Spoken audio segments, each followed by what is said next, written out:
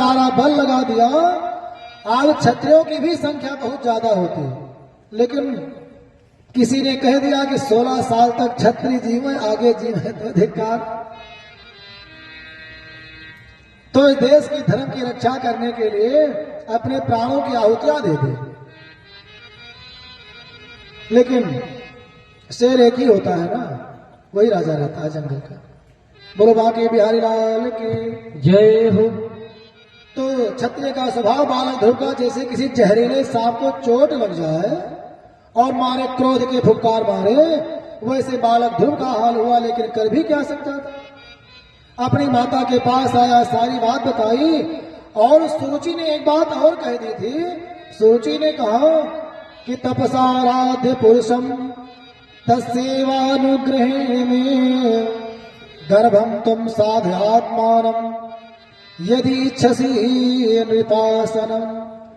अगर राजगद्दी पर बैठना चाहते हो तो जाकर के भगवान की तपस्या करो और उनसे वरदान मांगो कि सुरुचि के गर्भ में निवास हो। सुरुचि ने अपने गर्भ को साध्य मत बता दिया, भगवान को साधन मान लिया। मतलब भगवान से भी बड़ा देवी सुरुचि का गर्भ हो गया। सारी बात बालक ध्रुव ने कहा। माता सुनीति ने क्रोध नहीं किया, बोली बेटा सही तो उसने कहा, तुम्हारी भले सौतीली माता है लेकिन तुम्हारे हित की बात कही है। सत्यम सुरुच्या भीतम भवान में यद दुर्भगाया उदरे गृहीता। तुमने दुर्भगा अभागिनी के उदर से जन्म लिया है तो तुम्हें सिंहासन कहाँ मिलेगा। और भगवान की विनती ही ऐसी है, उनकी कृपा होगी तभी सौभाग्य तुम्हें प्राप्त होगा। अब इतना तो कह दिया, लेकिन बालक ध्रुव के अंदर ये बात बैठ गई। भगवान की पूजा, माता तो सो गई, बालक ध्रुव सो नहीं पाया कि भगवान क्या होता है, कैसे पूजा की जाती है, कहाँ मिलेगा। उसने सुन रखा था संत महात्माओं के द्वारा जंगल जाकर तपस्या करो तो भगवान मिलते हैं। रात्रि में ही घर से निकल गया और जाते जाते दूर पहुंच गया। सवेरा हुआ, माता ने खोज किया। उत्तान पाद की तो हिम्मत नहीं हो रही थी कि सुरुचि के आगे जाकर के पुत्र का खोज करें। रास्ते में बालक ध्रुव को श्री नारद जी मिले।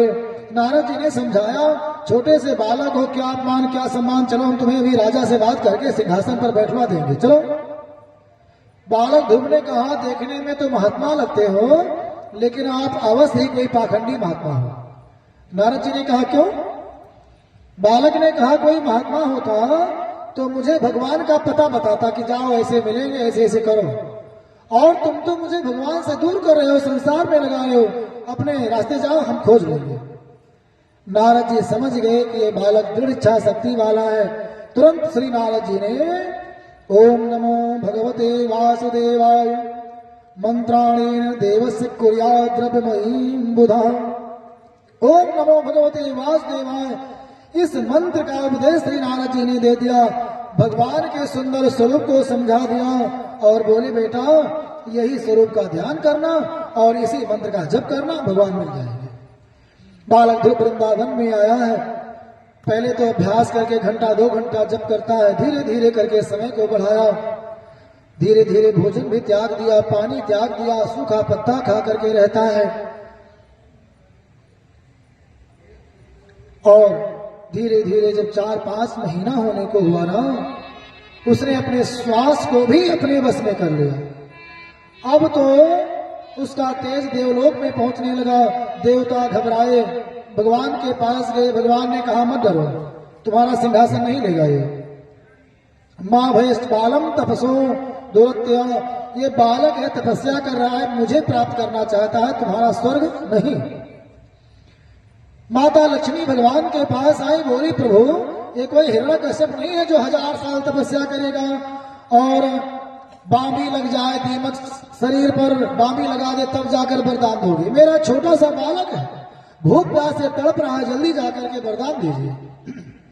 तब भगवान चले हैं और भगवान चले। श्री सुखदेव जी महाराज बड़ी सुंदर बात यहाँ लिखते हैं, मधुर वनम भृत्य दिदृक्षया गता। भगवान मधुवन में, श्री वृंदावन में भृत्य दिदृक्षया गता, दिदृक्षया मतलब द्रष्टुम इच्छा, देखने की इच्छा से गए हैं। भगवान अपने भक्त ध्रुव को दर्शन देने नहीं दर्शन करने गए हैं। बोलो बाके बिहारी लाल की जय हो। आज भगवान ने देखा कि बालक बहुत तपस्या कर रहा है, तो बालक को देखने दर्शन करने के लिए वृंदावन में पधारे। सामने पहुंच गए, बालक आंख नहीं खोल रहा है। भगवान ने सुंदर मूर्ति ध्रुव के हृदय में प्रकट किया और उस मूर्ति को देख देख करके बालक आह्लादित है। अचानक ही भगवान ने उस मूर्ति को अंतर ध्यान कर दिया। जैसे हृदय से मूर्ति गायब हुई, बालक छटपटा करके व्याकुल होकर के जैसे आंख खोला, देखा सामने वही मूर्ति खड़ी हुई है। सुंदर सा पीतांबर तपाए हुए सोने के समान लहला रहा है। सुंदर घुघराले काले काले केस हैं, कंबू ग्रीवा है, सुंदर सा वक्ष स्थल है आयताकार। विप्र का चरण चिन्ह, श्री भृगु महाराज का चरण चिन्ह बना हुआ है। कौस्तुभ मुनि शोभा पा रही है। बनमाला भी धारण है, सुंदर उदर है, मुखारविंद पर सुंदर सी मुस्कान है, लगता है बिंबा फल का की पंखुड़ियां। ऐसा सुंदर स्वरूप देखा, नेत्र कमल के समान है, पलकें और भौं ऐसी लग रही है मानो उस कमल का रस नहीं लेने के लिए भंवरे गुंजायमान है। सुंदर स्वरूप तो देखा, आनंद ले रहा है, लेकिन कुछ कहने की हिम्मत नहीं है, कुछ आता ही नहीं, केवल हाथ जोड़े खड़ा है। भगवान समझ गए, अपने वेद में शंख को बालक ध्रुव के कपोल में स्पर्श कराया।